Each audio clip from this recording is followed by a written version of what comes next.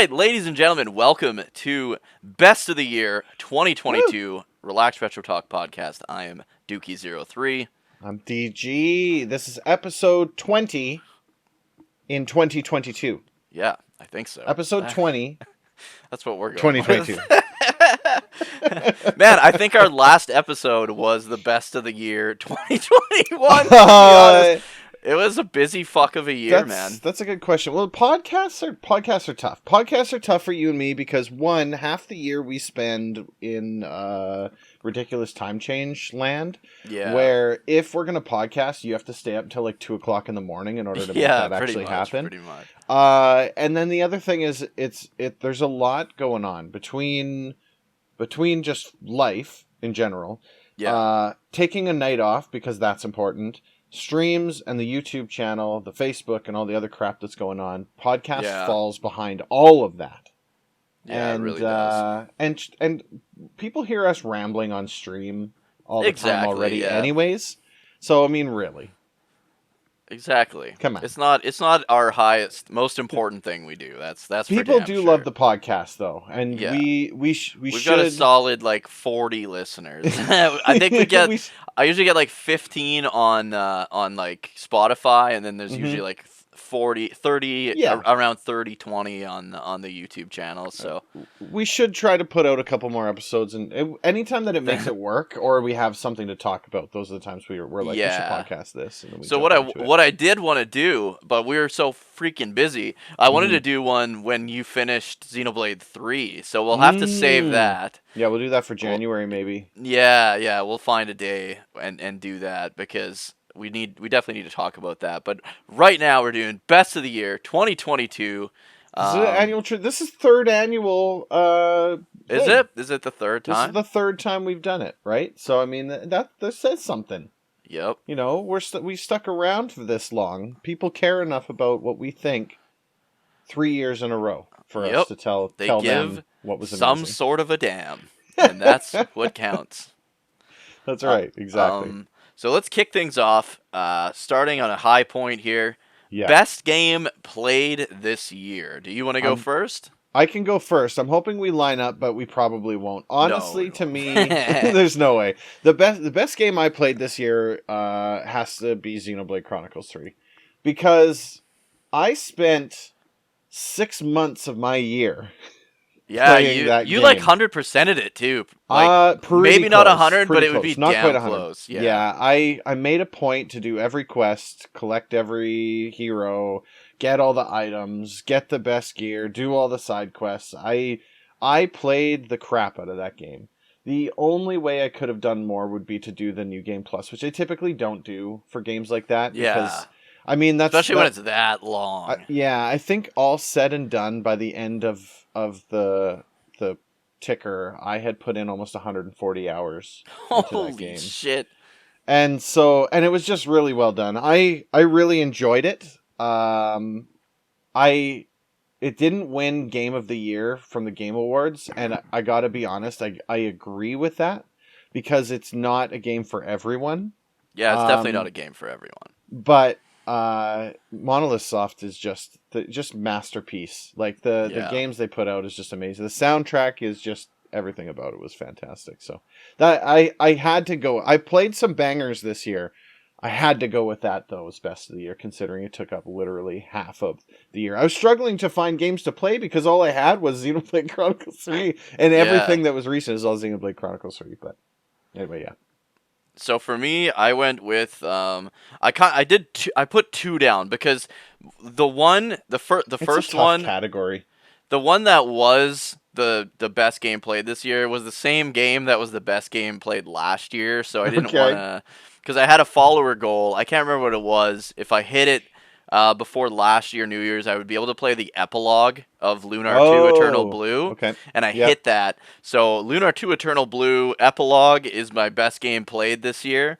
The epilogue was so good. I never play post-game content because it's usually like, oh, it's a bonus dungeon. Tack on stuff where it wants you to buy more things.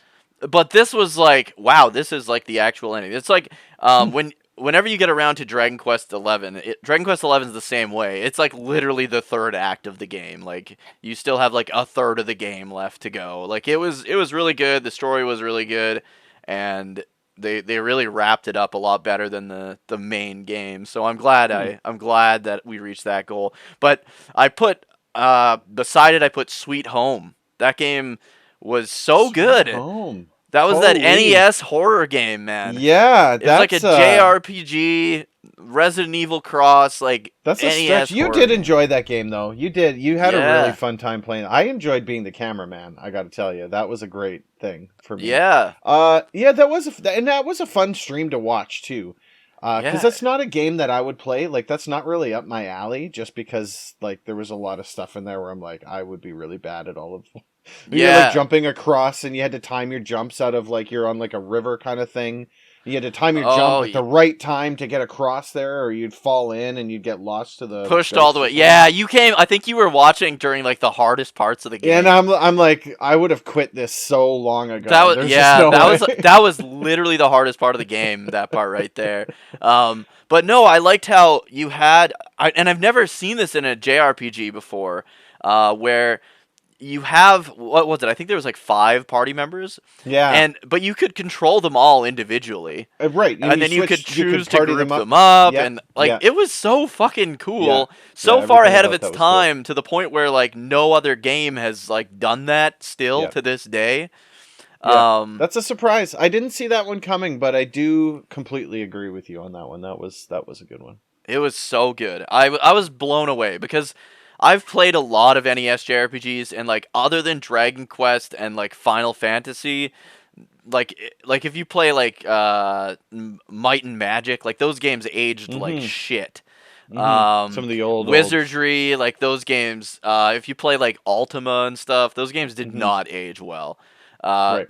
But this was just incredible. Like I was so shocked by how good this was, and it was definitely tedious because you had a very small inventory.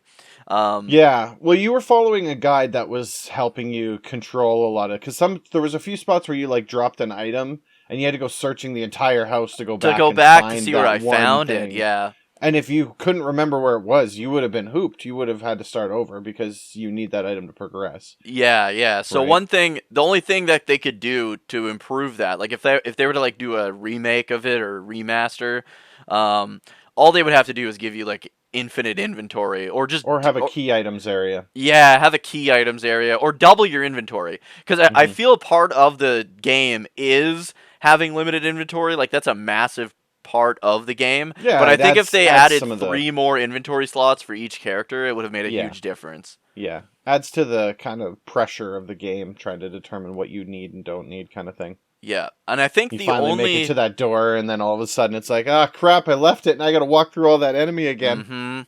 Yeah. The one thing that shit, I don't remember.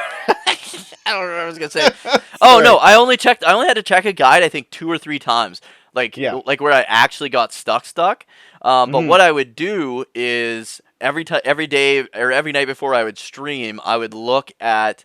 There was the thing that said, make sure you always have like one of these items kind of thing, or if you have this item, do not drop it. I would just check that before each stream to make sure that I don't drop that item, or if I drop it, I know exactly where I'm going to drop it kind of thing. But other than that, it was a great game. Horror JRPG, definitely an underdone genre. I hadn't even heard of the game before you had mentioned it. And you said it was the inspiration for Resident Evil and games like that. Yeah, so and I'm not even like a big Resident Evil guy. Like I don't even really like those games. Well, I mean, it didn't have tank controls, so I mean, then and there it's already better. Yeah, it was fucking great. I really liked it. That's good. Best game released this year. I'll go first. We'll just alternate, I guess. We'll just alternate it. Yeah, I'm good with that. For me, best game released this year, honestly, Kirby and the Forgotten Land. That game was fun as shit. Definitely second best would have been Xenoblade Chronicles 3. I found I kept doing too many side quests in Xenoblade Chronicles 3 and then started getting burnt out, and that's kind of what happened there. And my freaking console, or my game kept like crashing, so I'd be like losing progress and stuff. So I think that hindered my love for that game a little bit. But Kirby and the Forgotten Land, it was like it was advertised as like an open world Kirby game, and it wasn't quite that, but it was like a 3D Kirby game, 3D platformer. I streamed with my wife because I can't really do 3D platformers. So if I got stuck, I would just see where the fuck she went and like follow and land kind of the same area. But yeah, I really enjoyed that one. That was another one I did the post game in because Right. it was short and it was really good. Mm-hmm. Mm-hmm. Yeah, for me, so I put Xenoblade Chronicles 3 down again here, but I thought that was kind of cheating. So, and we were talking just before we started, I was like, I kind of put the same game here twice in a row. It makes sense though, right? But That it you does did. make sense, again, because of such the time investment. I added one additional one here, which was Teenage Mutant Ninja Turtles Shredder's Oh Revenge. yeah, that was a good one too. And that was such a good game, right? Like it Yeah. was it did everything correct about one of these retro remake new game kind of things. Yeah. Right? They took the Hyperstone Heist Hyperstone Heist / Turtles in Time. And just they like made a evolved new it. game of it. Yeah. And they did such a good job, and they tweaked it just enough that it was a newish game too. It had kind of the new game elements to it, so it wasn't just another rehashed Super Nintendo game. That was so fun, and we can play that 6-player co-op, which we should probably do going into the new year. We should kick that up again. Yeah, definitely. That was really fun. Game was a lot of fun. I really enjoyed that one, but I put them both down because to me, again, it was Xenoblade Chronicles 3, but I didn't have the problems that you did. But I also learned from 2 not to do all the side quests in one cluster, because that is exactly what happens is it's like, okay, it's time to get onto the story. At one point, one of the side quests was like planting potatoes, and you had to plant potatoes, and so I planted these stupid potatoes, this extra long 45-minute side quest. I get all the way to the end of that, and I finally complete it, and I'm like, okay, which one's next? And I open up my heroes, and I'm missing like half the heroes. I loaded a previous freaking save. No! And I had to do it twice. Oh my god, and it wasn't even so far that I was like, screw it, I'll just go get those heroes again. It was like 14 hours in the past. Oh. So I was like, oh, man. Yeah, terrible. Absolutely terrible. So some sucks. of them were stinkers. Some of the side quests were really, really good. That's what the problem was and it was a balancing problem there, I think. In the first Xenoblade, the side quests, like 99% of them were shit. So you just don't do them. Didn't do almost any of them. The second one, there were a lot of really good ones. Not all of them were good, but a lot of them were. And then in this one, a lot of them was how you got the blades too, right? How you unlocked certain blades. But in 3, like I would say, like 80% of them were like really good, and that's what the problem was, because the bad ones were really bad. Yeah, the bad ones are really bad. But the problem was, like, I used to be a completionist. Like, once I started streaming, I learned, like, I have to draw a line somewhere. I just want to I have to finish the game, get what I can and want out of it, and then finish it. But I love exploring, and that's what I loved about the first one, was just exploring. It had a lot more like big open areas and stuff.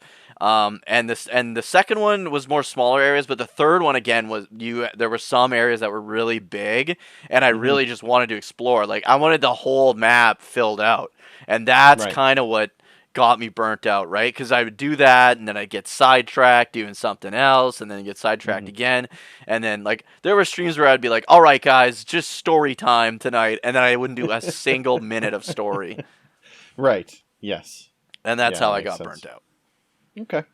I mean, that makes sense. It's tough, especially that when the area of the ocean, you were uncovering like the whole space. Yeah, you should see my map. It's just lines. Oh no, right? I was like filling the whole freaking map in.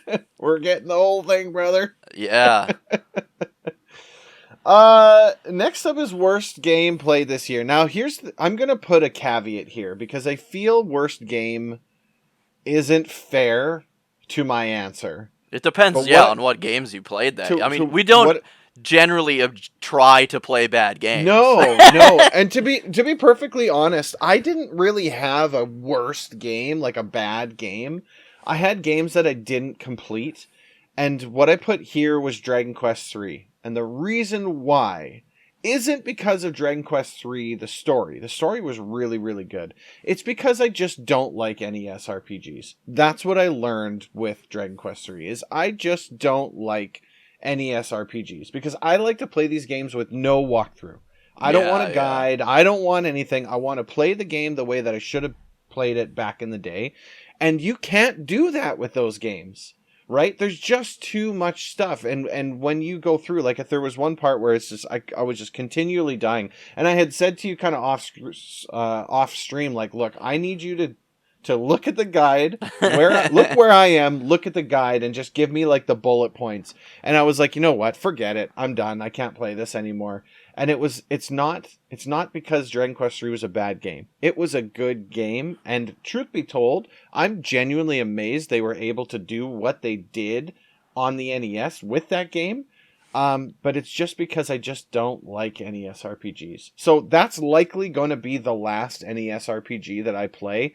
Unless it's like, no, this one's amazing. You got to give this one a try. And I've now jumped away from NES RPGs to Super Nintendo RPGs, which I think tweaked just enough to where you can play them. Like I went through Chrono Trigger with no guide. I'm going through Super Mario RPG with no guide. Done. Like all of these ones, and I hate like playing an RPG with a guide takes all the fun out of the game when you've never played it before. Because it's like, okay, when you walk into the next room, he's gonna kill this guy, and that's gonna happen. It's like, yeah. Right? And so, because to me, the RPG is about the story. I need to know the story, and if I'm gonna read the story and then play it, forget it. I might as well just read the guide and watch a Let's Play. Yeah. So yeah, unless there's something big changes, I want to try Phantasy Star. I watched you play Phantasy Star, and that looked like a lot of fun. But again, I think it's going to have the exact same problem as that one's going to be worse than Dragon Warrior 3 I'm going to be screwed. Yeah, and so I might give that one a try next year, and maybe that will end up on the list. Just make sure you get if you do get it on the Switch, because then it has self-filling maps and stuff. So when you're in the dungeons, yeah. So, but anyway, that's kind of where I landed with that. It's not fair to say that's the worst game because I would say. If I could change this category, it'd be most frustrating game I played this year. Yeah, that makes sense. Because it's not a bad game. It's not. I have had an idea for like some of those old JRPGs with you. What I was thinking, and we would have to figure out a night that works for both of us, is like, because I've been itching to go back and play a lot of those games again recently, and right. I follow a guy and another dude, and basically what they do is the one guy that's played all these games before, they play through them together. So they're both streaming at the same time and talking on voice chat, and they're literally like playing the same spots at the same time. Okay. So then you wouldn't need a guide because I would be right there with you. We would be playing at the same time if that's something you would want to do. I'd be down for that. Yeah, because I mean the problem that I have, the reason why I don't like following the guide is because it spoils the game. Well, and there's so much go too, right? It's ridiculous. Yeah, it's ridiculous. So in order for you to progress, it's like, okay, let's see, I got the key. Okay, now I got to go to the northeast where I'm going to get killed. Okay, great, let's go. Right? Like, I mean, it's to me that's why I don't play them that way. If I've already played the game, that's fine. If I decide to go back to Chrono Trigger, I'm going to follow a guide next time and get the best possible ending because I've already played it once before. So now I can't really be spoiled. I've kind of already got what I needed to get out of the game. So, yeah. But yeah, Chrono I like Trigger that idea. is also one of the few. Chrono Trigger and Final Fantasy IV, I'd say, are like the only two Super NES games that are just flow. Like, the pacing is good. They never drag. I'm finding that with Mario RPG, I gotta tell you. So I'm not super. Well, I mean, I don't know. Actually, know where I am. I'm 4 out of 7 stars.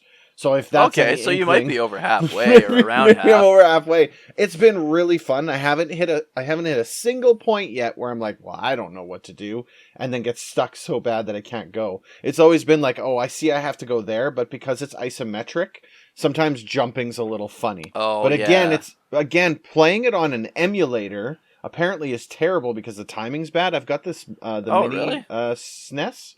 and it's been bang on. I had people in chat, like, I did something first try, and they were like, "How did you do that first try?" Oh, because most people would play it on an emulator, yeah, because if you're on an emulator, apparently the timing is really bad. So, oh. So I have a quote unquote legit. I've got as much of a legit copy of that game as I'll ever have, because I think the actual cartridge is like $1,200 or something stupid like that.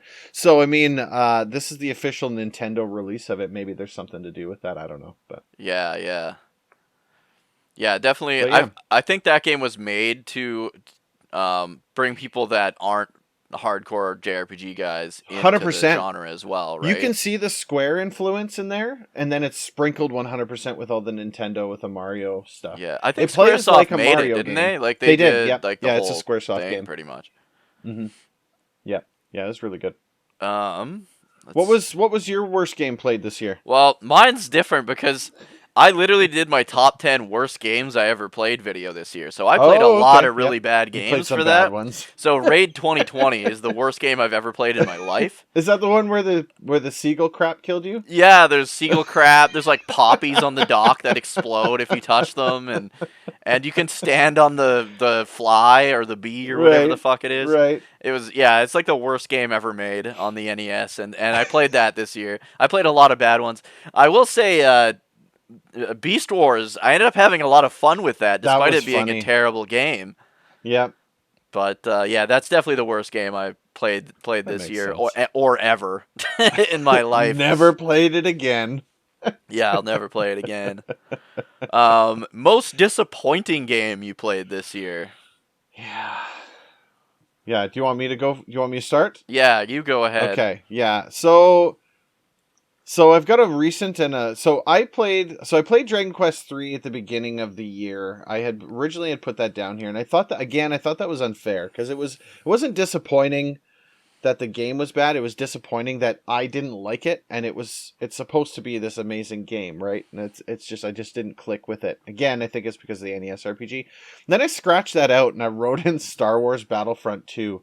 I am so mad at that game. That's funny. I'm so unbelievably mad at that game and we were playing it. As we're looking at that game, I'm like, here's all the ways you could very easily make this fair and remove all of this monetization crap that was built into it originally, because they did a U-turn. It was originally all monetization, then they U-turned it and pulled that all out. Well, they left the remnants of it behind. Yeah, right. You should be able to buy upgrades with credits. That's all. That's all I'm saying. The credits are like not there for anything. Yeah, I've got 300,000 credits just collecting to do nothing with. I don't even know what you can actually do with those credits, because everything else I have is already unlocked.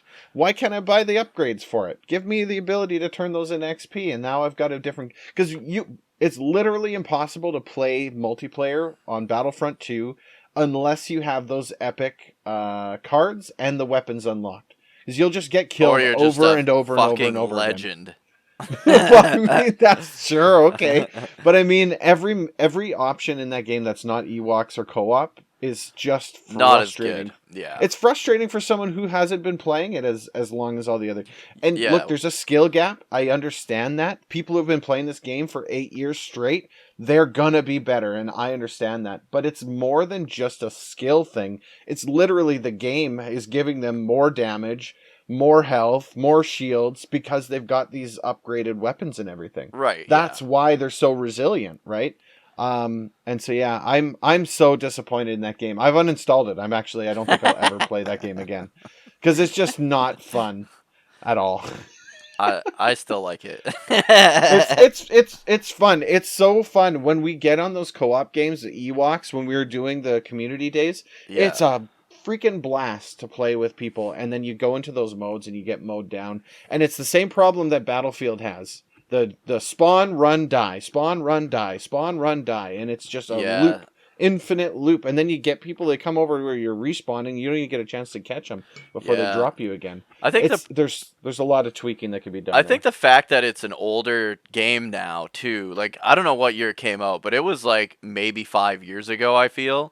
Yeah, it wasn't ancient, but it's definitely longer than a few years. And I think it's because like the only people playing it now are the hardcore people, right? Yep. So you're not going to be able to get matched with anyone near your skill level at this point, For sure. right? I remember when the game yeah. first came out, like I had no problem like doing good in the online multiplayer even, but yeah, and I played the original Battlefront on PS4 and that was okay, right? Yeah. But I mean, yeah, it's just the reason why I put it as most disappointing is because there's ways that they could have avoided all of those frustrations by putting a little bit more effort into it. Even just a private server, like make private rooms. That's all you need to do, honestly. I mean, I'm find so often, way more often than not, these new video games focus so damn heavy on the monetization and the battle pass and the DLC and the buy.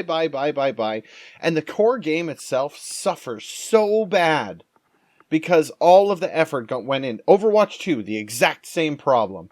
The game is fun, but what they did was they were like, we're going to release Overwatch 2. And all that they did was they took all the things that you really enjoyed in the game and they took them out and they stuck this battle pass in there and said, give us $15. Give us $20, $15, $20 here, $10 there. Keep giving us money.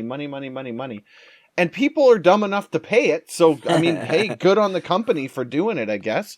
But at the end of the day, it leaves you with this just awful taste in your mouth. And you end up just walking away from the game and stop playing it.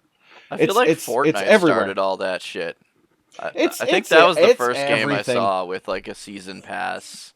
They made it the most popular. I wouldn't say that they created it, but they were definitely the biggest, right? Yeah. I mean, Rocket League has a damn battle pass. Really? I didn't know that. They all do. Every one of these games that's online, they all have battle passes now. And you pay $15 to play the season and you unlock a couple cosmetics. If it's all cosmetic stuff, I don't care. That's fine. But the part that pissed me off about Overwatch, sorry to go on the Overwatch rant because it is equally the disappointing game I played this year too, is they put the heroes in the battle pass. Oh, really? And so you like can't play as that character? Nope, you cannot play as that new character. You don't unlock them. Now they put them as the free one, but they're free in the battle pass if you unlock level 55 out of 100. Yeah, like the impossible to reach. You have to be playing all day, every day. It's not impossible, but you've got to put in 2 to 3 hours per day, every day, to get it in time. And guess what? If you don't unlock that hero in the battle pass, you can unlock it later for $25. Oh. You just buy him. Money. And so that to me is the end of games like that. That's when I walk away. And that's when normal people should walk away. If you're sitting there and you're dropping hundreds of dollars on digital skins on video games, I don't know, you should give your head a shake. No doubt. No doubt. Anyway, sorry. Disappointing games, Battlefront 2, Overwatch 2. Those were the ones that I have in there. So for me, most disappointing games, I was going to say Rogue Squadron 2, but after tonight, I got to go with Republic Commando 2. Like, I remembered both of these games being really fucking good games. And Rogue Squadron...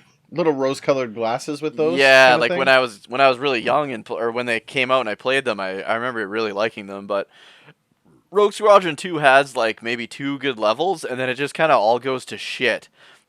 And Republic Commando has the same issues. Like, you never really know what the fuck your objective is. You don't know where you're supposed to be going, and this is like for the whole game. And the problem with Rogue Squadron 2 is a lot of it is like timed. So it's like get through these kill these lookout towers before the soldiers get there, right? So they don't kill the soldiers. Well, it's like, where the fuck are these lookout towers? Like, you don't know where the fuck they are. They're all over the place, and you don't know. Yeah, you don't know if you got them all. You don't know what. Like, all it would have. Me and Finney beat Star Wars 32X like 2 weekends ago or last weekend or something like that. It was a Sega 32X game, and it tells you how many TIE fighters are left, how many, like that's all it would have had to have done, was been like, how many towers are left, where they are. It's like, fuck sakes, man. And then the Republic Commando, like every fucking like when we play Battlefront 2, if you're shooting a battle droid, they only take maybe like 6 shots at the most. if you're shooting them in like the right, chest. In Republic Commando, I didn't remember any of this, but they take like 40 to 50 shots just to kill a fucking regular battle droid. And then a super battle droid spawns, and you have all 4 of your guys shooting at this one guy for like 10 minutes. So the whole game... And it's just one. The whole game is you doing this. Standing there, holding the trigger down, reload, stand there, hold the trigger down. Like, it's super not fun. Like, that's annoying. That's annoying. It just does not respect your time. Like, that shit pisses me off. And that's like a big thing I hated about Final Fantasy VII Remake as well. Like, they just padded the shit out of all the enemies. Like, every enemy should not feel like a fucking boss fight. Right. Like a regular grunt enemy. Yeah. Yeah. It should feel like I'm killing grunts. And then when I do fight a big guy, then it should be fucking... Yeah, they can have more health. It makes it feel less epic. When you are fighting a boss, it's less epic. Because everything's been a slog up to that point. Yeah. Like, what's another slog? Yeah, like I feel like if the enemies had the same amount of health in Star Wars Republic Commando as they had in Battlefront 2, even on like the PS2... that game would probably only be an hour long. Like, because you spend so much time just standing there holding the trigger down. It's fucking... Yeah. It's so boring. Yeah, it's annoying. Yeah. And then trying to figure out where you're supposed to go. It's just... Yeah, I did not like it, which is a shame because I was looking forward to getting it. I'm just really glad when I bought it, it was on sale. Next game was most surprising game played this year. I have to say, my most surprising game played this year was Hot Wheels Unleashed. Yeah, that was fun. That game was great. That was a fun game. I loved that. I played... so I had the PS Plus thing. I get the free games. I put them in my library and I never download them. Because I'm just like, I don't think I'm ever... SpongeBob, something for Bikini Bottom. Probably never going to play that game ever. But you know what? I added it to my library. Because you're going to give it to me for free. I'll put it in my library. Apparently there's a really good free Epic Game Store game tonight. Yes, I got to go and get it now. Yeah, speaking of that. But Hot Wheels Unleashed was a free game. You get in-game coin. The monetization is there if you want it. But all you have to do is race, and you can get a car in like one race. It was great. The online was typically pretty good. It was a little janky here and there, but... all in all, I really enjoyed that game. I thought that was really fun. I was really very surprised. Because you look at the title, it's like it's a Hot Wheels game? Really? You'd think it would be shit, yeah. Yeah, and it was actually really well done. Yeah, that's my most surprising game. I really enjoyed that. I thought it was great. That was fun. That was a really fun game. I went with... what did I go with here? I mean, Sweet Home, obviously. I didn't expect an NES horror JRPG to be that fucking good. But I went with Phantasy Star. Kind of for a similar reason as Sweet Home. Like, Phantasy Star came out, it was like 2 weeks before or 2 weeks after Final Fantasy 1 on the NES. Yeah. And, like... don't get me wrong, I love Final Fantasy 1. That was a good game. But I do not love the NES version of Final Fantasy 1. No. I like the PS1 version, the like Game Boy Advance, like pretty much any of the other ones are really good. But the NES one just has so many little issues. Like my biggest pet peeve with a lot of the old NES JRPGs is like, especially when you have a party of 4 and there's say 3 monsters and you had them all attack this guy and this guy died in the first attack, so they all waste their attack trying to hit that guy. Fuck, I hate that shit. So the NES one, that honestly, if you got rid of quality of life, if you got rid of that, the NES one would probably be fine. But I was expecting a game that was like Final Fantasy 1 on the NES quality, and I ended up getting like this crazy good game that has really good graphics and like you travel to different planets and stuff. Like, what the fuck? You would never think that on in a NES or a Master System NES era JRPG. Which is really good. Honestly, it's really disappointing because that was on the Master System, and then that was kind of it. They did Phantasy Star like sequels. Yeah, they were all on the Genesis though. Starting off on the Master System like that, you would think that other companies would have jumped on board and went RPGs with that. Yeah, right. There was 1 or 2 other ones, but they weren't very good. Right, but that's like what I mean is JRPGs. that NES, SNES, they had the RPGs of that time frame. And I mean, given the compute power of the Master System and the Genesis, you would have thought that they would have had no problem getting them over on there. Yeah. Watching you play Phantasy Star made me want to play it Yeah. because it looks really, really good. Right, and the Yeah. story was really good too, right? Like, I mean, Yeah, the story it wasn't like it fucking it wasn't groundbreaking. amazing. It didn't But blow me away. yeah, it was better But than Final it Fantasy was 1's story. right, Better than right. Final Fantasy 2's story, I would say. Mm-hmm. I wouldn't put it next to like Dragon Quest 3 or 4, but it was better than No, Dragon Quest 1's. I mean, I have a hard it time was saying that because I have like ridiculously big nostalgia for Dragon the Quest 1, giant right? Dragon Quest 1 poster behind Yeah, you. yeah, right there. Like it was literally like But I mean, one of the first JRPGs I ever played, right? And yeah, I but I played it a mean million times, but for a game that would have been a no-name game on the Master System, right? yeah. At the time, nobody would have really known what it was or anything about it. You would have just picked it up on a whim because that was that. It looked really good, and the quality of the game looked really good. The in-game components of that were really. I Fucking agree with you on graphics that. like It was blew good. my mind. The Like graphics were really good for 8-bit Master System yeah. 1987. Yeah. Yeah, amazing. I'm looking forward to so I've been playing like streaming through all the great PS1 JRPGs. That's like been my thing, right? For the past like Hmm. last year and the year before, I think. Um I'm hoping to finish that this year. I only have like maybe 6 more JRPGs. I don't know if I can crap out 6 JRPGs though, because there's also new games coming out that I want to play too. Right, So we'll see. But right. after I finish those, the plan is to get to all the good Genesis JRPGs because there are some good Mm. ones. There's like Shining Force, Shining in the Darkness, Fantasy Star 2, 3, and 4. People say Fantasy Star 4 is on par with like Final Fantasy 6 and 4 No and stuff. kidding. Yeah.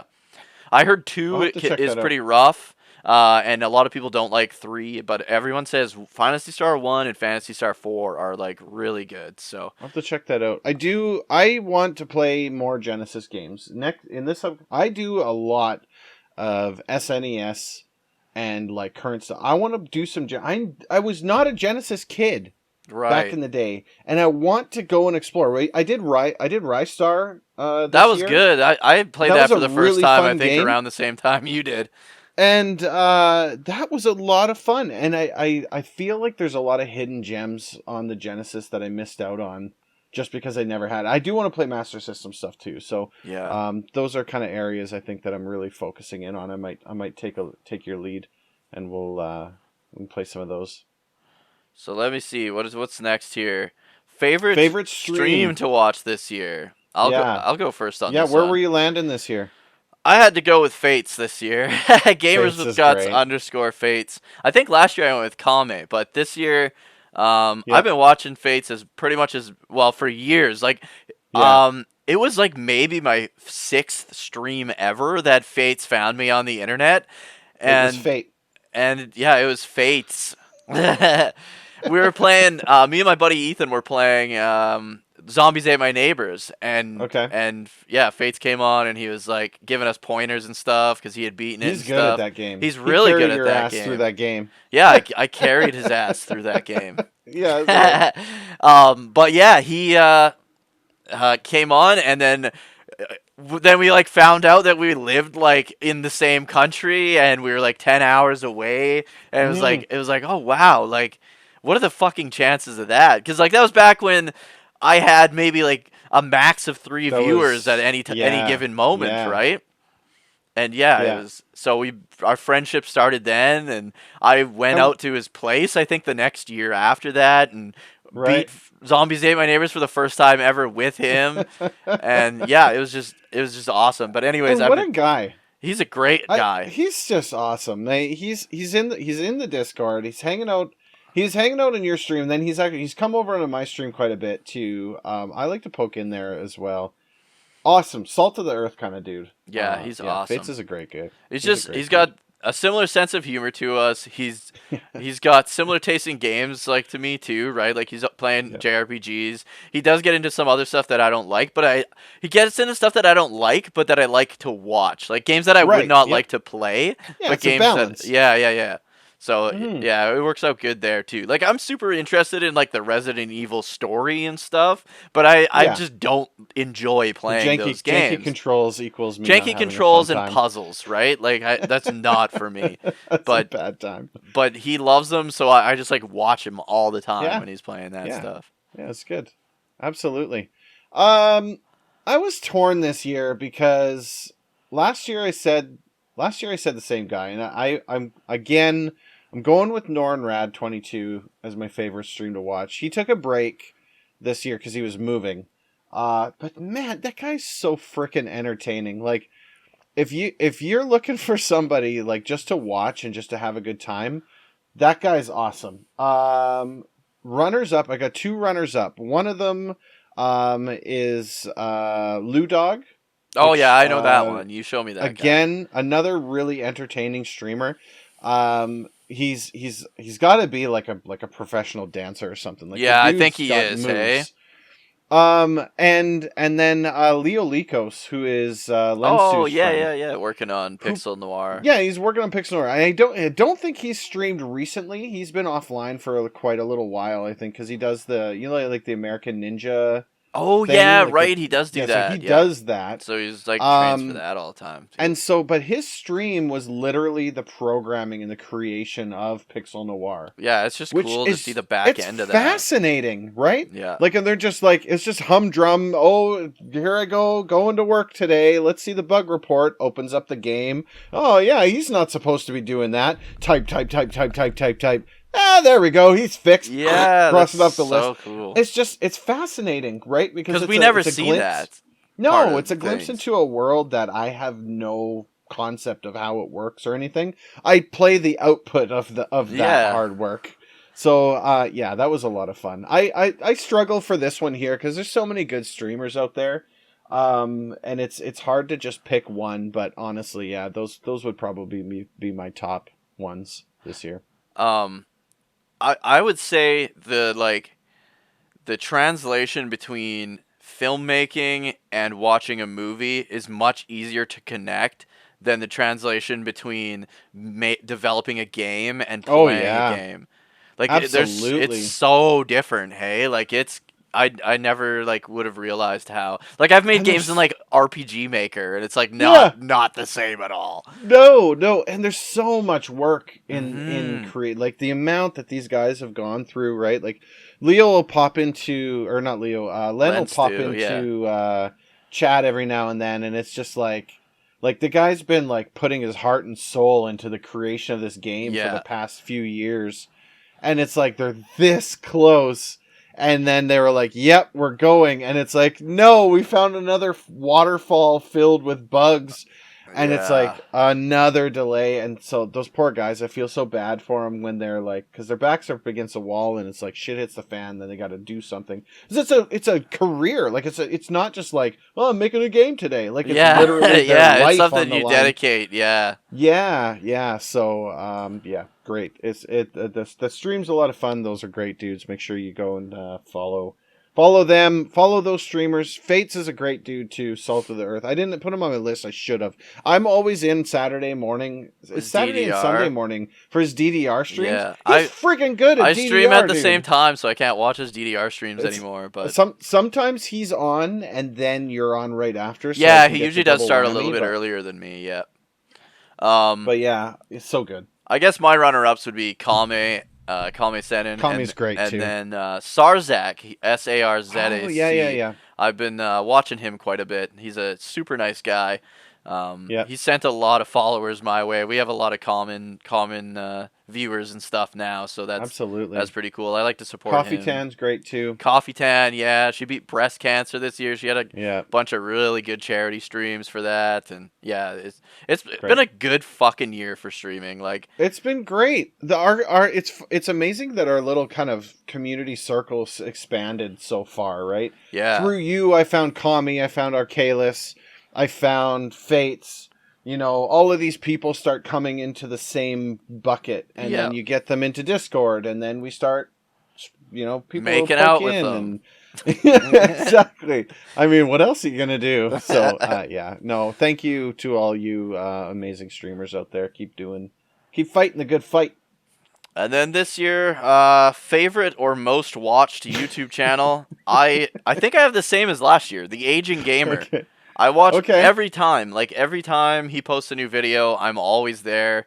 I look forward to it every time. His computer died earlier this year, so he went like probably 4 months without a video, and then he just like rapid fire like because he's kind of like me where it was like once a month because like we've got a life, right? We got other things we got going on. Yeah. Um, Yeah. but I think he was so like deprived of making videos that he literally like he was off for like 4 months or 5 months, and then it was just like boom, a new video every single weekend. So that it was nice. I got to catch up, get my fix there. But Nice. he's like one of the few like reviewers that are like on screen and reviewing retro games.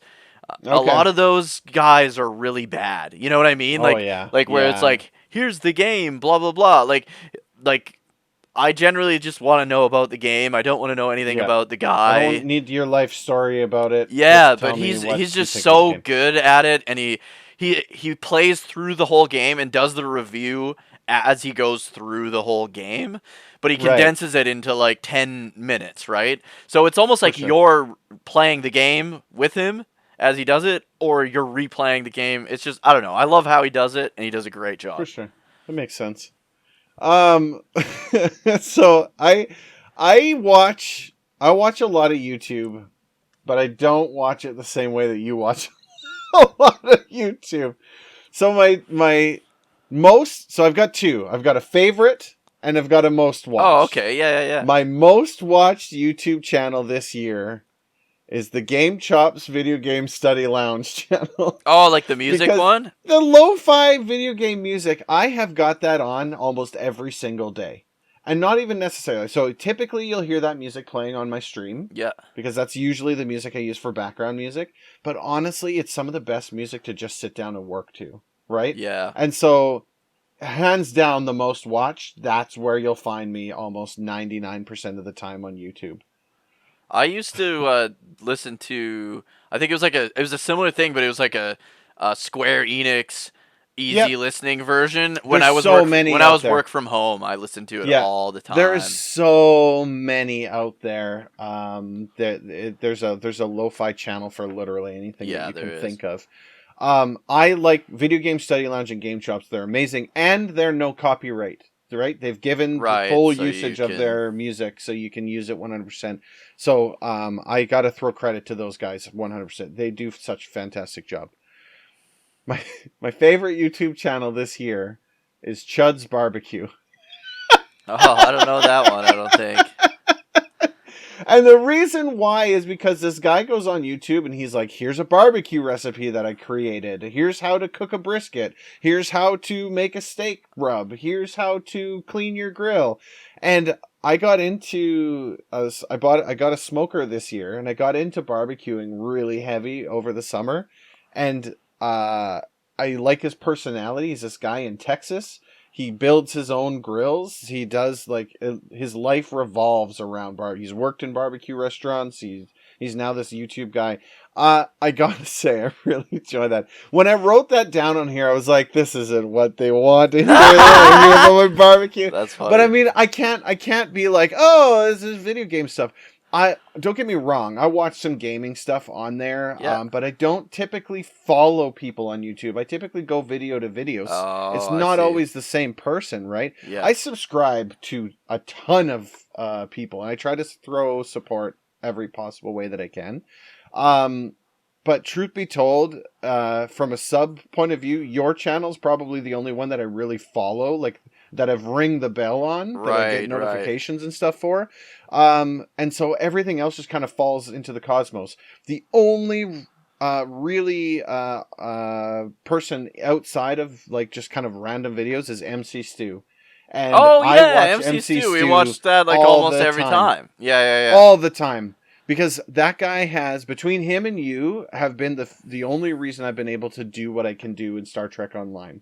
because there's so much in that game. It's so frustrating and there's overwhelming, but it's a lot of fun once you get it. Yeah. He's got a whole guide on anything that you can think of beginner wise. I think he started to run out of ideas on what to make videos on, because he's got just a video about everything, right? Yeah. And he's just an awesome dude. He is a super laid back guy. Yeah. Absolutely. I didn't even think of him, but yeah, he'd be up there too. Yeah, absolutely.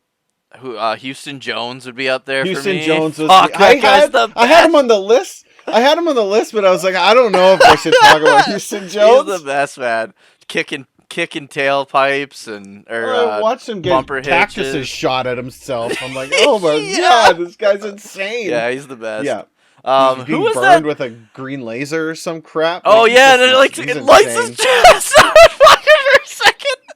Oh god. Yeah, and he is. He's so funny. Like him and his friends are just fucking hilarious too. Yeah.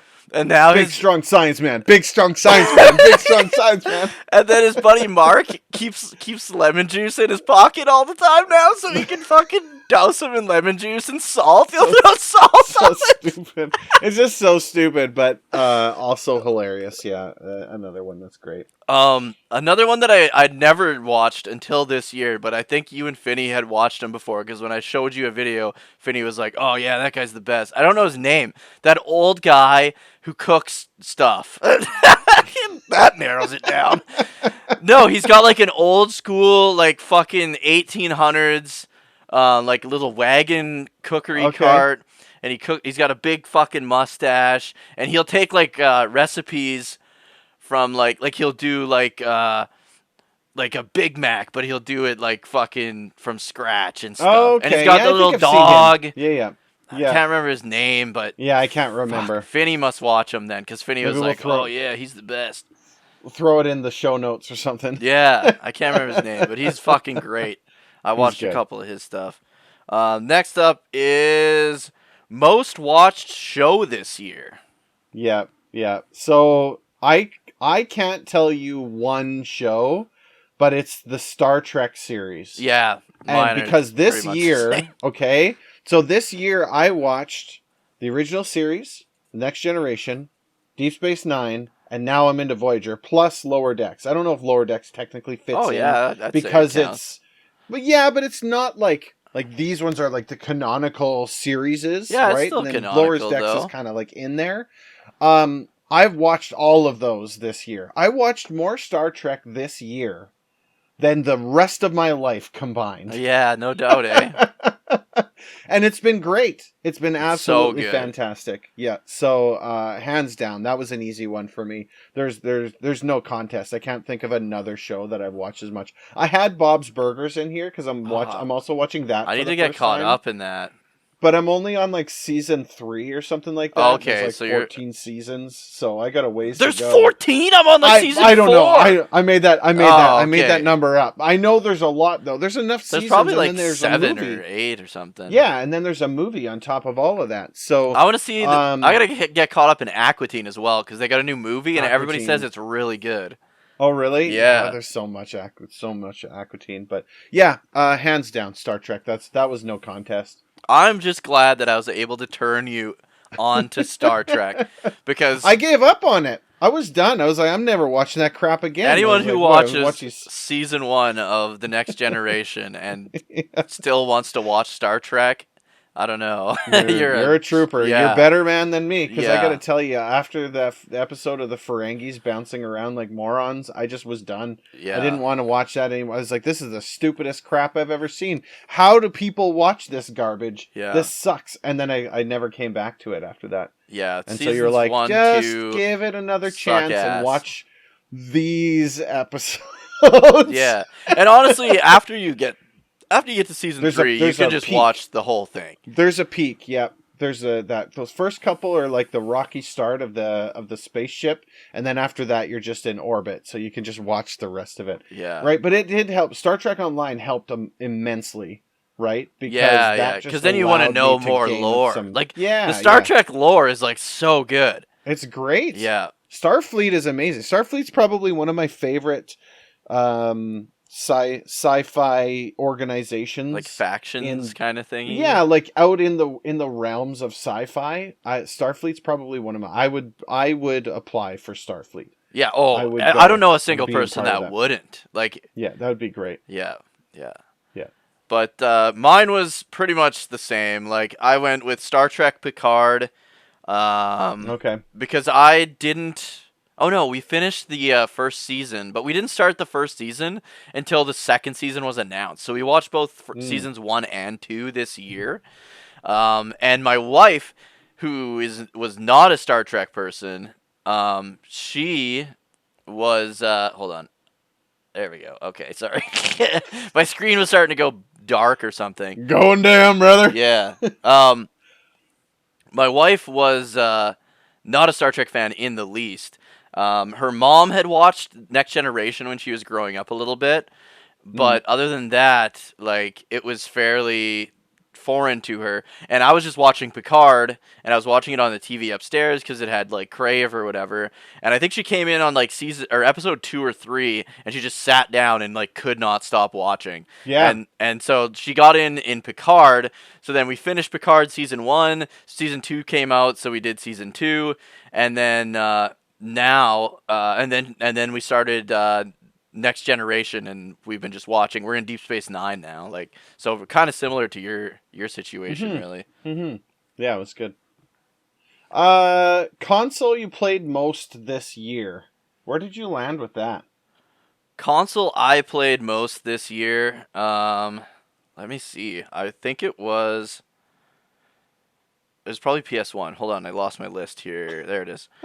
Console I played most this year, PS1. Yep. That makes hands sense. down. I've been trying to play through all the PS1 JRPGs, so that's kind of where for sure I've been. Yeah. So again, and for me, it was an obvious choice too. It was a Switch, right? Obviously, 6 months out of the 12 months, I was on Xenoblade, right? Like, yeah. I mean, that's just... you were playing that a lot. I played a lot of Switch this year, and continue to. I'm playing through Pokemon Violet right now, which has been a lot of fun. And so I'm still on the Switch, so a lot of fun. Mobile and PC game you played the most this year. For me, this was an easy one for me because there's 2 games I played nonstop, and that was Baldur's Gate 2. We played every single Friday for 3-ish hours per night, and Star Trek Online. Because I think I looked at so we picked Star Trek Online up in February or March of this year. Yeah. And since then I've put in like 340 Yeah, hours. I believe it. We okay, sorry. No, I thought my TV was getting wrecked. Okay, no, we're good. Me and Finney started playing basically this time last year was when me and Finney started playing again, because we had played it I think 2012 was when we started. Back in the day. Yeah, and we played it all the way up to the end of the story, which the seasons were a little bit different back then. And then Tom joined, like his brother. So then we were like, oh yeah, like the early season episodes were really good back then. Like they still are now, but they were different, and they were really really good. And so we were like, oh fuck yeah, we will gladly replay the story again. So we went back, replayed it again. I think we played it for like maybe 4 or 6 years, like off and on, and then after the 6 years, they changed the crafting system and made it really bad. And then I quit. I think Finney kept playing for a little bit, and then I came back. He told me the crafting system was updated again. So I came back, played for a little bit again, and then dropped off, and then I came back last year. It would have been December, because I know the winter event was just starting when we started playing again. So neat. We put a lot of hours. Mine was the same, Star Trek Online.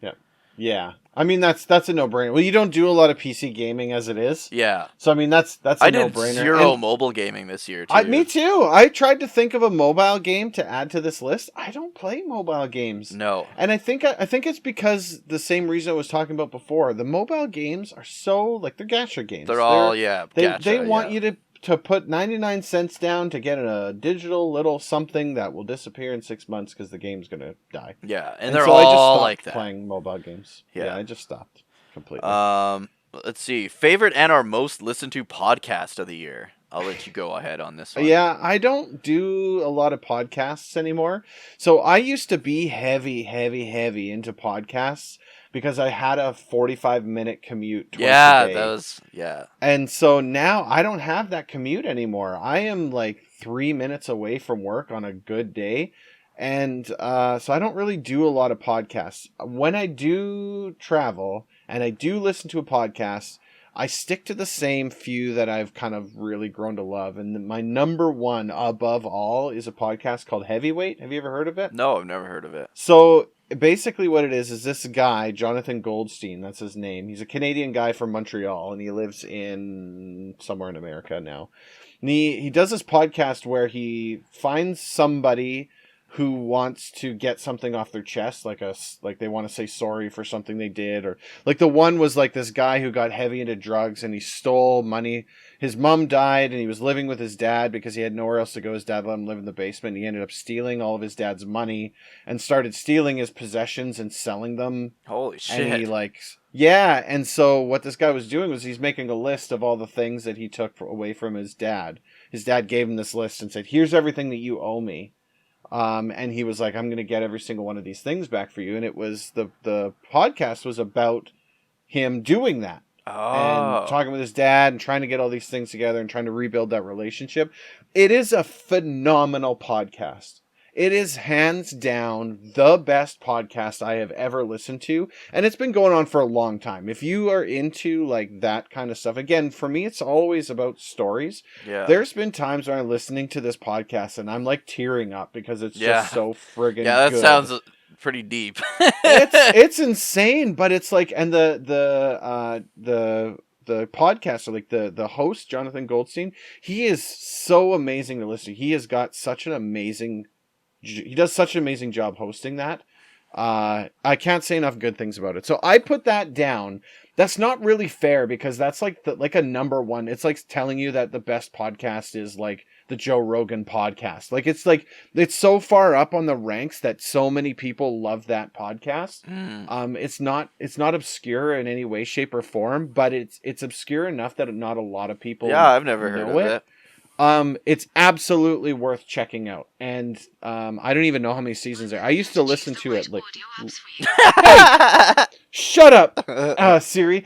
I used to listen to it all the time when driving. And then when I stopped driving, now I have this big long backlog. Yeah. So I almost look forward to doing those long drives because then I get to put one of these episodes on and listen to it. So yeah, so that's what I would say. Pretty much kind of similar story here, actually, because I used to drive to Saskatoon to train Muay Thai like 2 to 3 times a week, right? So I would listen to podcasts all the time, and now it's not very often, but I will watch. So mine is the same as last year, the MMA Hour. Ariel Helwani just gets like fighters on his podcast all the time, interviews them and stuff like that. But he has a thing on YouTube, so a lot of times at work I'll have the video running in the background and stuff. So I still get to listen to it, thankfully. But yeah, not as much as I used to when I would listen to every single show, the whole show, like while driving, right? Because now I train in town. Thank fuck, because you know how much money I save not driving. Oh, that's a big deal. It's insane. And how much time I save. Like I can Friday nights when we were doing those community nights, I would literally train for like 2 to 3 hours, come home, shower, stretch, and then fucking start the stream up. Like that's something I could never do before. Yeah. Absolutely. Yeah, it's that's a big deal. Right? Like I said, you need that 45-minute commute 5 days a week. I was dropping before the gas prices changed to where they this are was now. Before it was ridiculous. Yeah. I was probably dropping $200 a week on gas just to drive back and forth to work. Yeah, it's insane. So now that's more money. It's a no-brainer. I think I'm thankful for that. I was doing about, like, my car was really good on gas, but I was doing about $50 a week, sometimes $50 twice a week though, to refill. Like it was shitty, man. And to do that now, it's easily double. Like it's ridiculous. Yeah. And like my drive is an hour and a half. Like yeah, that's both that's like one way and then an hour and a half back. Yeah, I don't know how you did it. I did it for so many years, man. Summertime is one thing. You deal with rain at the very worst case scenario, but this time where it's like snow and ice and there's no way. Yeah, there's just no way. It was not great, but no. I'm glad I did it, but I'm more glad that I don't have to. That now you don't have to do it anymore. Yeah. Best moderator, mod of the year. This year, I don't know if this guy's won for me before, but this year he definitely did. I had to go with Vector this year. He's put some what a dude. Put some like hot ban words in there, like shit that I didn't even know how to do. Yeah. And he's been like on it when people are doing shit like that they shouldn't be. Usually just like new people just being dickheads and stuff. But he's been pretty on it this year, so I had to go with Vector on that one. That's fair. Yeah, my moderator of the year is 2 moderators of the year. I had to go with 2 here because of 2 different reasons. Number 1 was Finney, because Finney's the best mod in the West kind of thing. When I do D&D on Sunday night, Finney is literally running the show for me. Right? Because I literally can't do anything more than start the show and minimize OBS. And so Finney's doing the Twitch stream for me while also playing D&D and while giving me the opportunity to do my DMing stuff. And so Finn's been doing an absolutely bang up job. He's just great. We had a rule last year that it couldn't be Finney because it was always Finney. But I have to give him a shout out this year. And then Rocket also, because Rocket is my go-to for like, hey Rocket, can you throw a poll up? Hey Rocket, can you do this? Nice, hey Rocket, can you? Because he Rocket mods for another streamer who's significantly bigger than me. Oh, okay. Rocket mods for a big time streamer, right?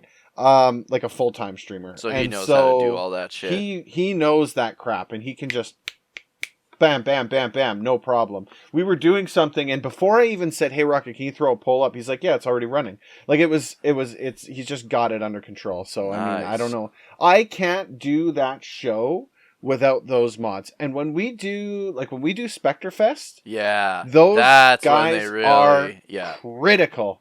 Because we're zonked by the end of that stream. We're dying because it's like almost a full day's of being awake, and they're still in there making sure that we keep things PG-13 and keep things on track and they help just kind of get the ball rolling, right? So absolutely fantastic.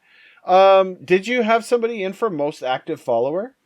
Let me see. Most active. I didn't have most active follower, but I had most active in Discord, and it would honestly be the same person, I think, for me this year.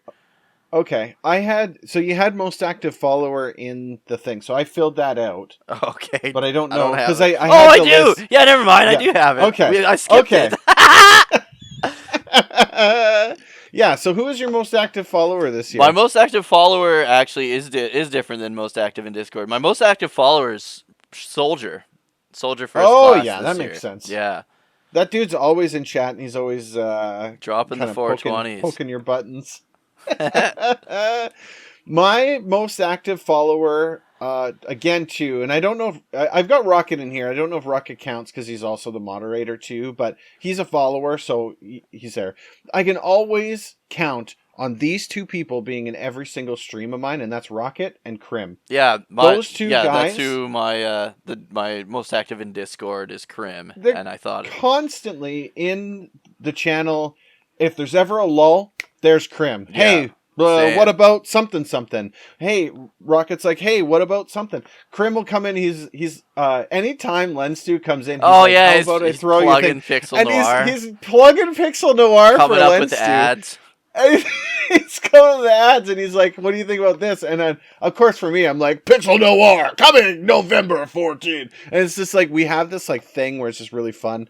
They bring such an awesome, just kind of breath of air into the stream, into the chat. Yeah. Sometimes I'm dragging, and you'll see me in my eyes. I'm like, Right, Brian. And then he'll jump into chat and just kick things back up again. Yeah. And get it going. So those guys are awesome. Yeah, Krim definitely would have been my runner-up this year because it's same thing. Like the guys that are always there is Krim, and Soldier. They're there. You've got you have a lot of regulars, right? Like a lot of people drop into yours. But generally, once they start doing like first-person shooters and stuff, a lot of them don't really care. And I understand. I don't. It's fair. It's really not the wheelhouse. First-person shooters either, but.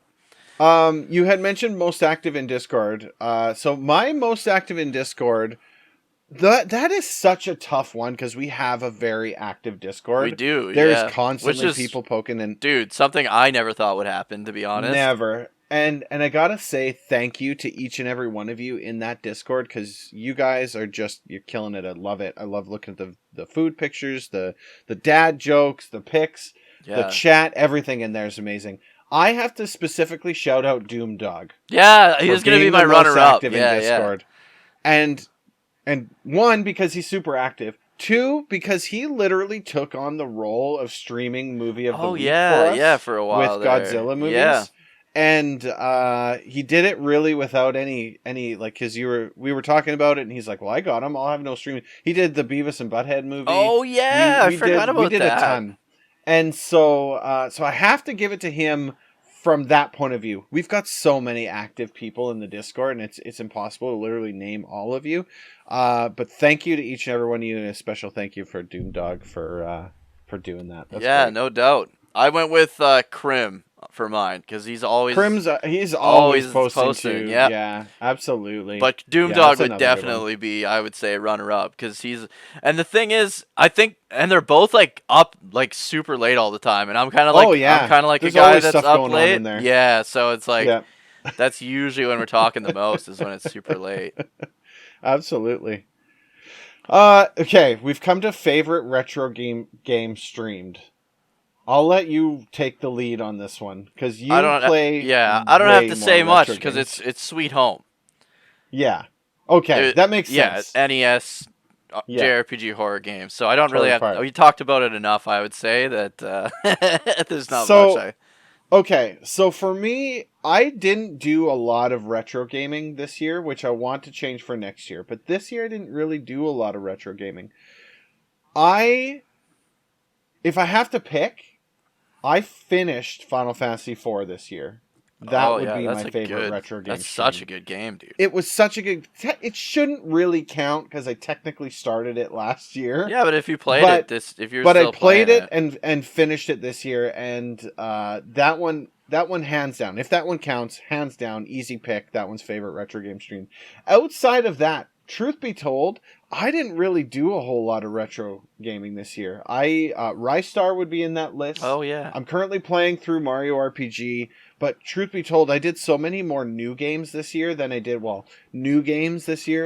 retro games, that would be my pick. Final Fantasy IV, though, that's without a doubt easily the best. Such a good game.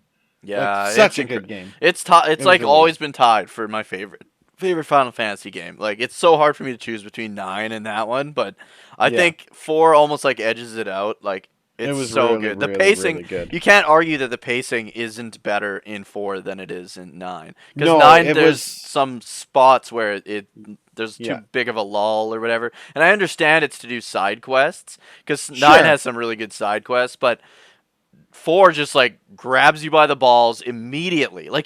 You're going to the Mist Village and you're like, okay, this is a JRPG. I'm gonna go meet these people in this village and then go to the next town. And then shit fucking burning goes it down. Yeah, dude. Final Fantasy IV is so fucking good, dude. Especially it was really Super really NES game. Like, oh yeah, it's insane. It's such a good game. Such a good game. Favorite game. That nobody wanted to favorite game stream that nobody wanted to watch. This is always like my favorite topic of the year, honestly. This one's funny because for me, I've been talking about how amazing Xenoblade Chronicles 3 is, and it was hands down. I streamed it for 6 months this year. Half of my year of streams was Xenoblade Chronicles 3. and they were easily the worst streams that I had done. And it makes sense because when you play a new RPG game, people don't want to watch it. Yeah, they don't want. They spoilers. don't want to be spoiled, and that makes so much sense. But I got to tell you, that was hands down the worst one for viewers. Overwatch was a really close second, and the reason for is because there's so many better Overwatch streamers out there that if you stream those games, people don't come to watch. Yeah, the that's channels, true. right? But I mean, that to me, that doesn't really count, right? That's as if I fired up Call of Duty or Fortnite or something. Mm-hmm. I just get lost in a slew of other people that are streaming it. Nobody's going to come and see me, right? So yeah, I would say Xenoblade Chronicles 3 probably falls in that for me. I remember, I think the one night, I think it was like Zabu or something, and he was like, "You're still fucking playing this game? Does this game ever end?" Well, and it's because the cutscenes are like an hour long. Like it's like watching a movie. Yeah. The one stream I did, I watched a cutscene, I walked 10 steps, I watched another cutscene, I walked 10 steps, I watched another cutscene, and we ended the stream. Like that was it. It was just cutscene after cutscene. So it's just me sitting there like the whole time. Yeah, and you don't want to talk, and that's like, right. You want to enjoy it, right?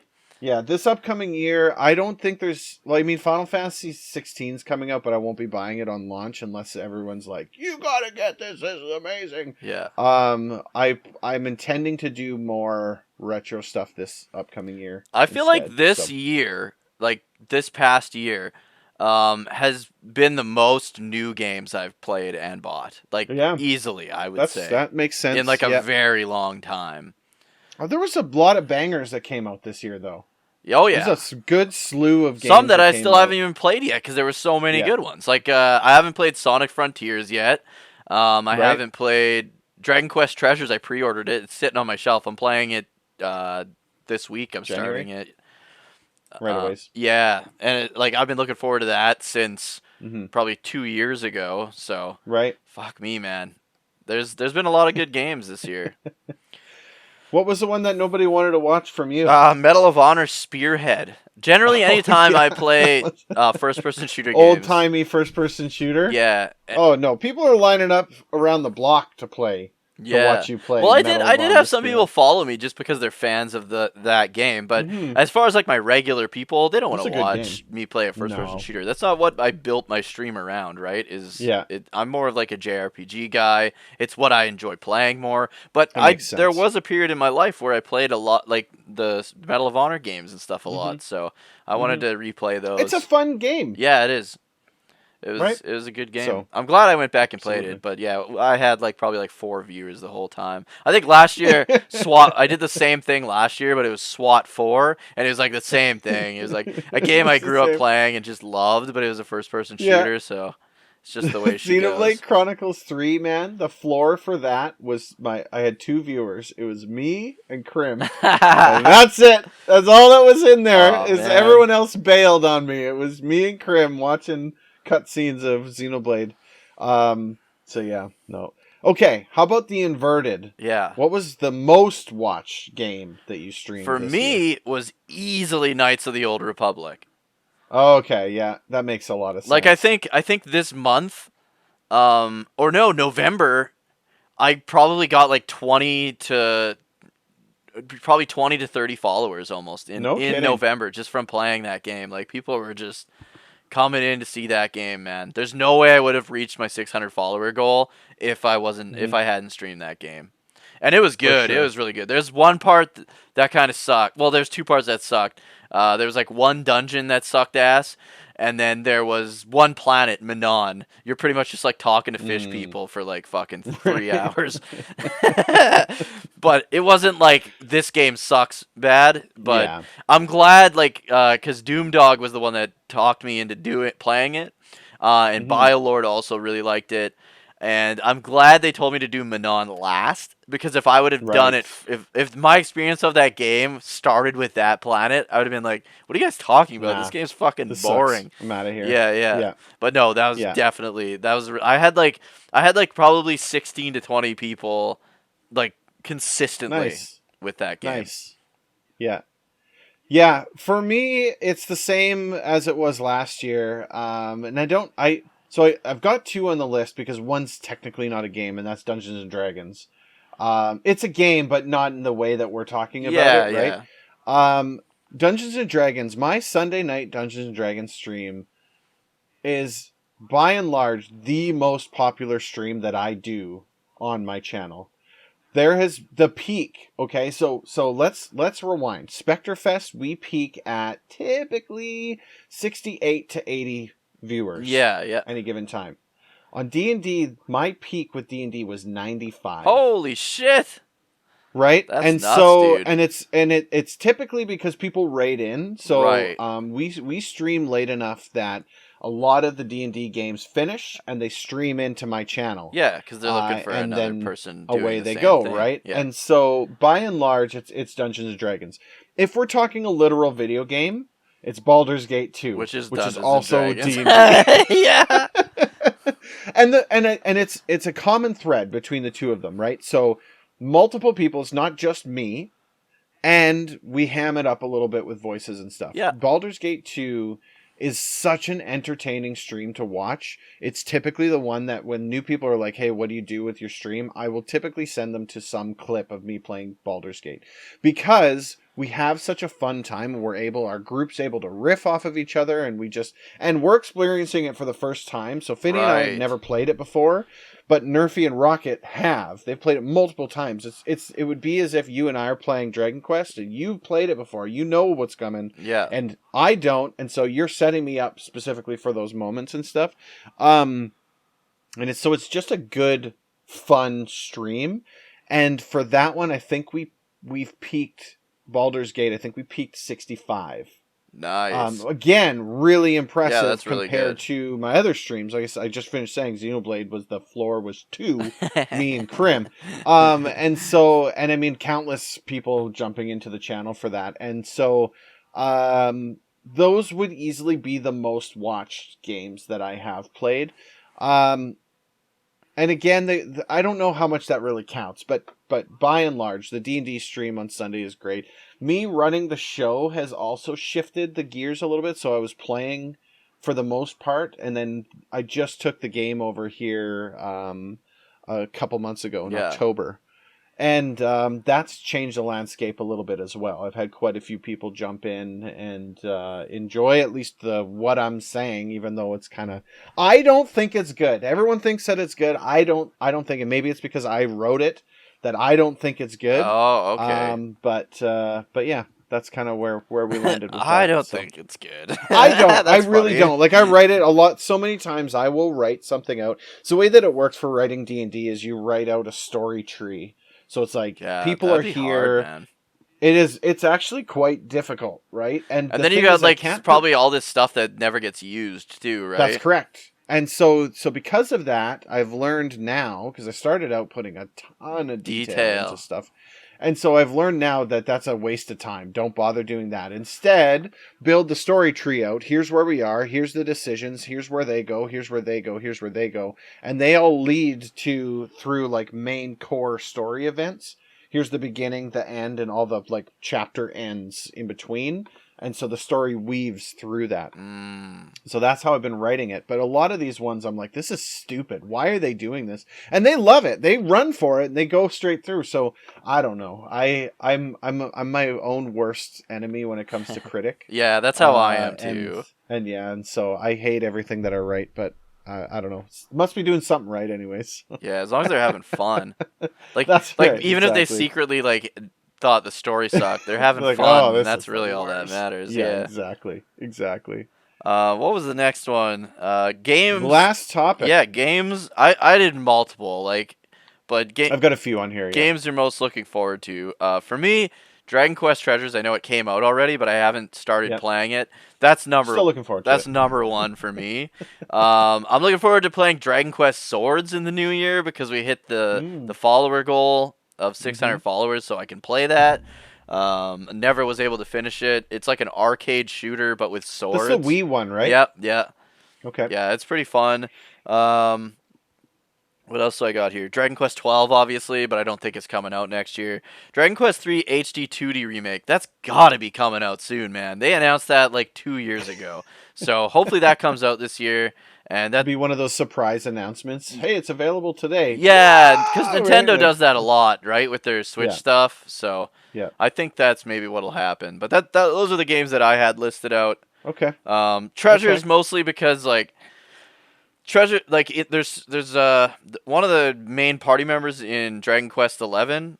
Him and his sister are the main characters in Treasures, and it's their story when they were kids. So Okay. I'm really looking forward to that. Neat.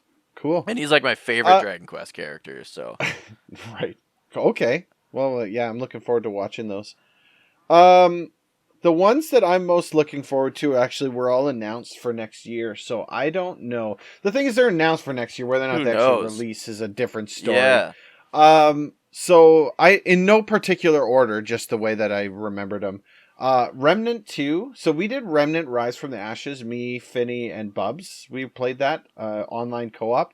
That was a ton of fun. It was a third-person shooter game with power-ups and stuff. A lot of fun. I really, really enjoyed that game, and so a sequel to that, I would think is going to be really well done.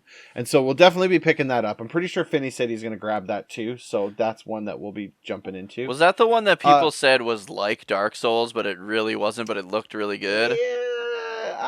yeah. Or was People that say a it had different Dark one? Souls. Well, it had Dark Souls influence, maybe, I guess you could call Because it. that did There look was good. bosses. Yeah. There was bosses in it, but I would have considered it more of like an action adventure type game with a boss at the end of the level kind of thing. Yeah. Right? Like there was things you had to dodge and stuff It like looked that. like But I mean, like almost like a fantasy third person shooter kind of. Like it was yeah, cool.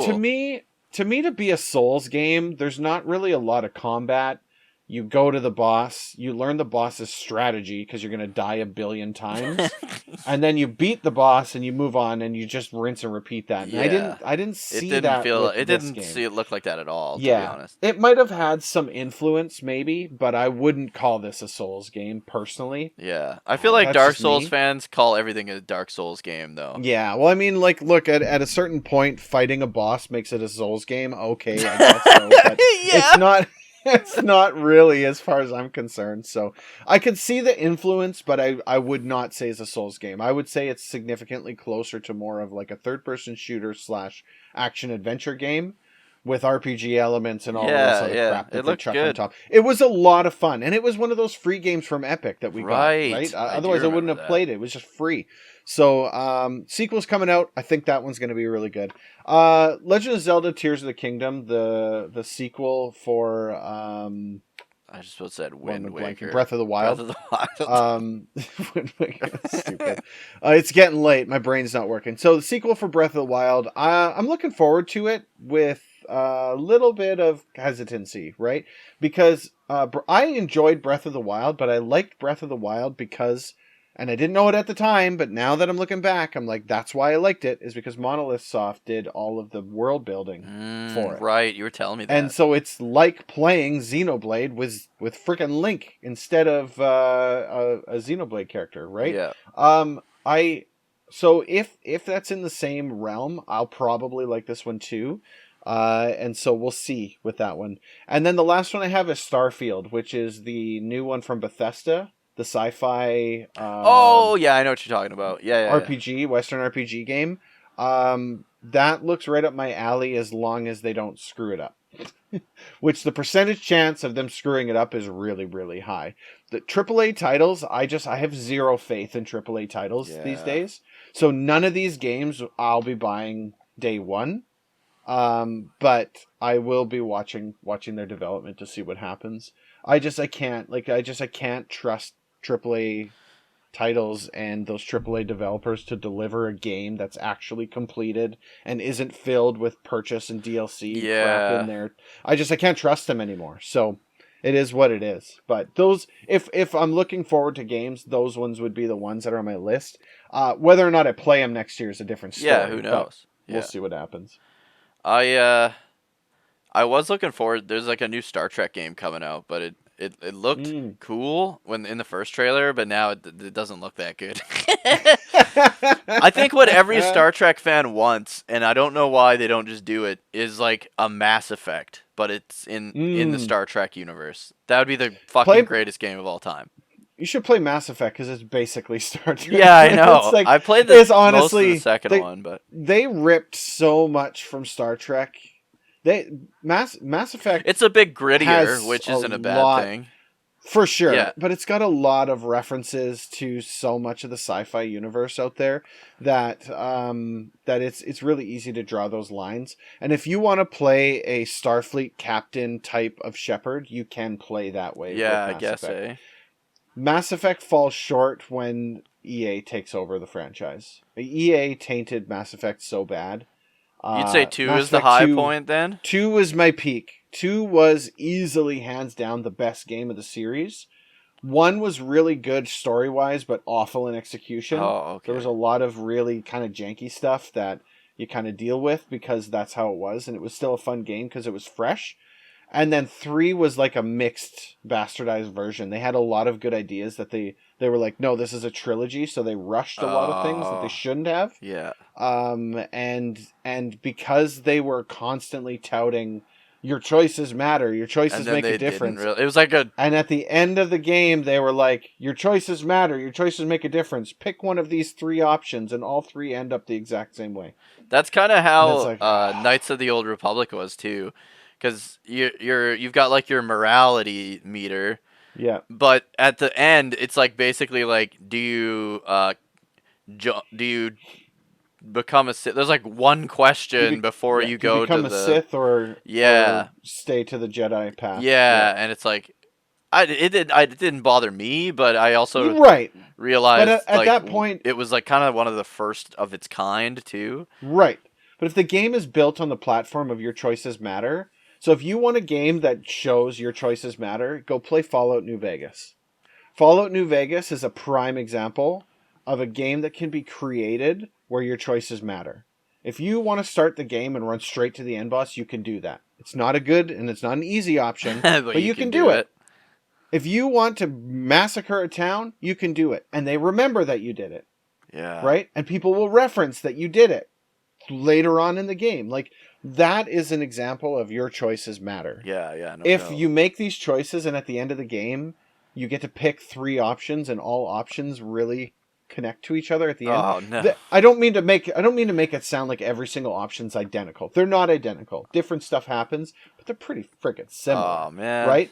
And so there's a lot of, and because of that, what ended up happening is there's a lot of fan theory and theory crafting, and they're like, well, hold on a second. They're like trying to make it better, but they're like this, and BioWare's reading that like, that would have been such a better idea. Why didn't we do that? And so then they released this kind of updated DLC ending, which still didn't really fix the problems, but it made it at least a little bit better. But now they're talking about Mass Effect 4.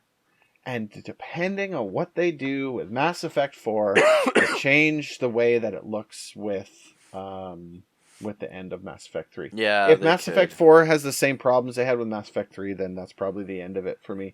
I was unfortunately ready to hang up my boxing gloves with Andromeda. What the hell was it called? Andromeda.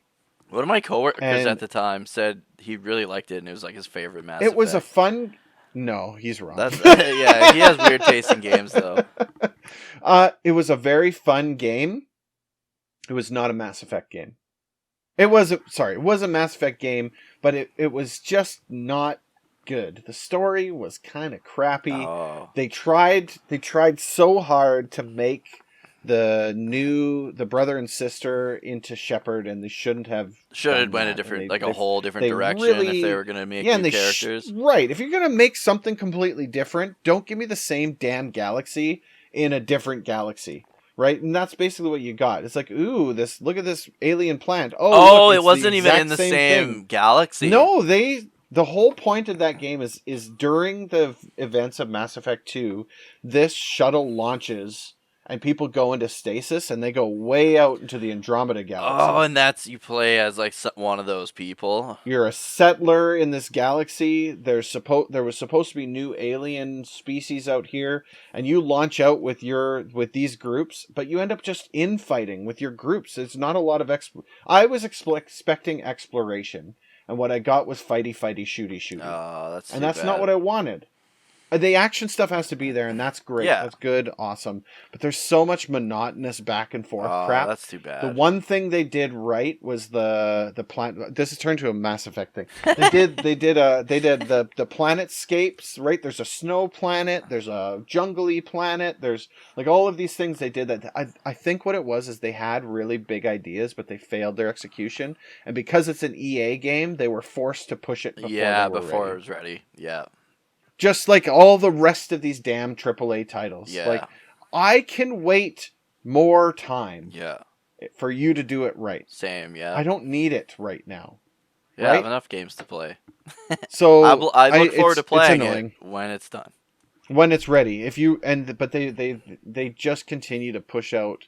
They shovel this out, and they think that everyone wants to play friggin' Call of Duty Warzone with the drop packs and the battle zones or the battle passes, and that has just ruined all current gaming. Yeah, it really has.